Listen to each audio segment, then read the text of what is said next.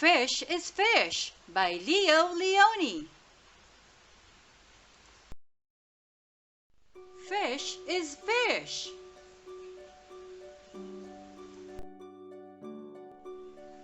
At the edge of the woods there was a pond, and there a minnow and a tadpole swam among the weeds. They were inseparable friends.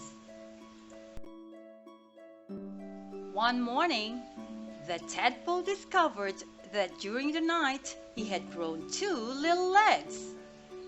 "Look," he said triumphantly.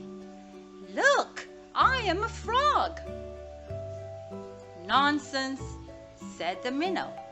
"How could you be a frog if only last night you were a little fish, just like me?" They argued and argued until finally the tadpole said, "Frogs are frogs and fish is fish, and that's that." In the weeks that followed, the tadpole grew tiny front legs and his tail got smaller and smaller. And then one fine day, a real frog now, he climbed out of the water and onto the grassy bank.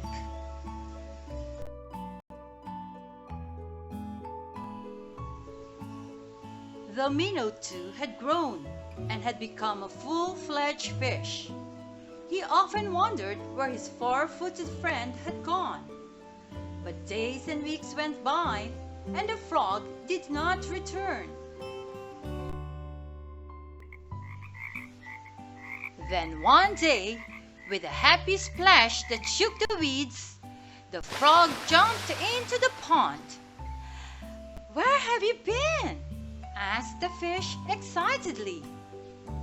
"I have been about the world, hopping here and there," said the frog. "And I have seen extraordinary things."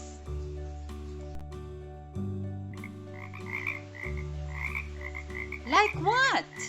asked the fish. "Birds," said the frog mysteriously. "Birds!" And he told the fish about the birds who had wings and 2 legs and many, many colors. As the frog talked, his friends saw the birds fly through his mind like large feathered fish. "What else?" asked the fish impatiently. "Cows," said the frog. "Cows! They have 4 legs, horns, eat grass, and carry pink bags of milk."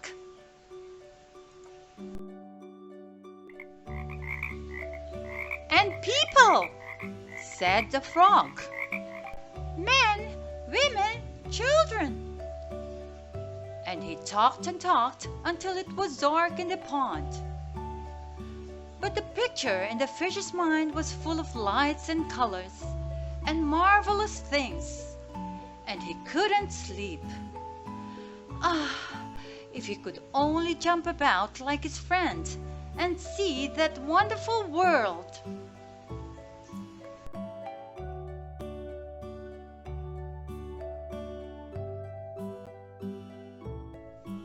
And so the days went by, and the frog had gone, and the fish just lay there dreaming about birds in flight, grazing cows, and those strange animals, all dressed up, that his friend called people.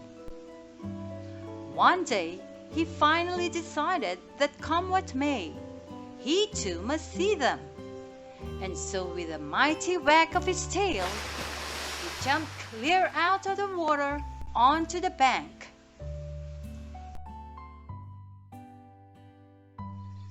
He landed in the dry, warm grass, and there he lay gasping for air, unable to breathe or to move. "Help!" he groaned feebly. Luckily, the frog, who had been hunting butterflies nearby, saw him, and with all his strength, pushed him back into the pond.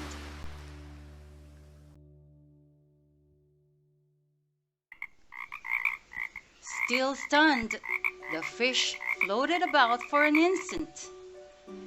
Then he breathed deeply, letting the clean, cool water run through his gills. Now he felt weightless again, and with an ever so slight motion of the tail, he could move to and fro, up and down as before. The sun rays reached down within the weeds and gently shifted patches of luminous color. This world was surely the most beautiful of all worlds. He smiled at his friend the frog, who sat watching him from a lily leaf. "You were right," he said. "Fish is fish." The end. Thank you for watching.